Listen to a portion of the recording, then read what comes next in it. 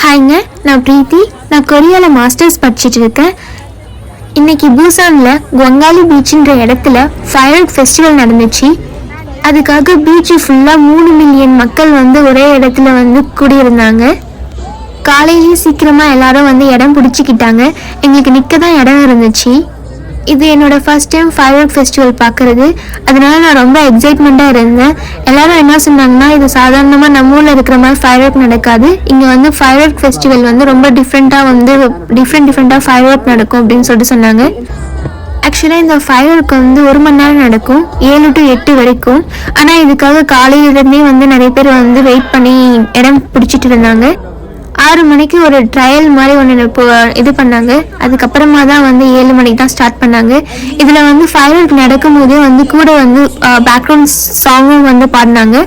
பீச்சுக்கு ஓரத்தில் பெருசாக நிறைய ஃபயர் ஒர்க் நடக்கும் போது பேக்ரவுண்டில் சூப்பரான மெலோடியான சாங், நிறைய சாங் பாடும்போது அது அந்த இடமே அதுவும் பனி ஓரளவுக்கு டிகிரி செல்சியஸ் அப்போ 10 டிகிரி இருந்துச்சு, 12 டிகிரி இருந்துச்சு. நான் போகும்போது 11 இருந்துச்சு. அந்த டிகிரியில் குளிர் மக்கள் இது பண்ணால் குளிர் ரொம்ப குளிர் இல்லை, கொஞ்சம் இதமாக ஓரளவுக்கு லைட்டாக குளிராக அந்த ஃபயர் ஒர்க்கு பார்க்குறதுக்கு வானம் ஃபுல்லாக லைட் பளிச்சுன்னு இருந்ததுக்கு ரொம்ப ரொம்ப அழகாக இருந்துச்சு. எனக்கு ரொம்ப பிடிச்சிருந்துச்சு. ஆனால் எங்களுக்கு தான் உட்காரவே இடம் கிடைக்கல. ஆக்சுவலாக முன்னாடி நிறைய பேர் இருந்ததுனால 3 மில்லியன் பேருன்றது ரொம்ப அதிகம் இல்லை. ஒரு பீச் ஃபுல்லாமே எல்லாருமே கவர் ஆகிட்டாங்க. மண் இருக்கிற இடம் வரைக்கும் எல்லோரும் உட்காந்துட்டு இருந்தாங்க.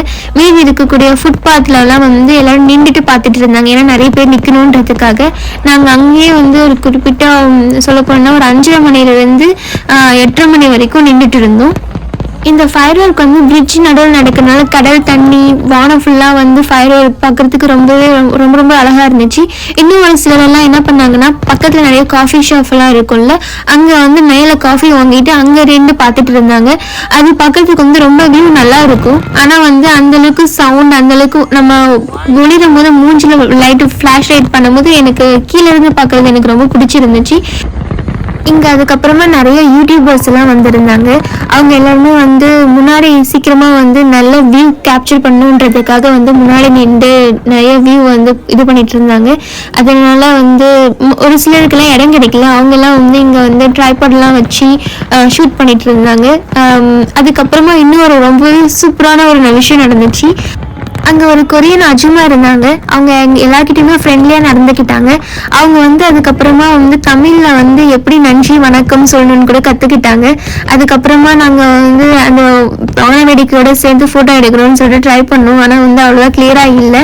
அதுக்கப்புறம் நான் எடுக்கிறத பார்த்துட்டு அவங்க நம்ம சேர்ந்து எடுத்துக்கலாம் அப்படின்னு கேட்டாங்க. அதுக்கப்புறமா நாங்கள் எடுத்துக்கிட்டு நாங்கள் வீட்டுக்கு போகும்போது ரொம்ப கூட்டமாக இருந்துச்சு. ஆனால் அவ்வளோ கூட்டமாக இருந்தோம். கூட்ட நெரிச்சல் இல்லாமல் எல்லாருமே மெதுவாக பொறுமையாக எல்லாருமே பத்திரமா வீட்டுக்கு போய் சேர்ந்தாங்க. அதை பார்க்குறதுக்கு ரொம்ப நல்லா இருந்துச்சு.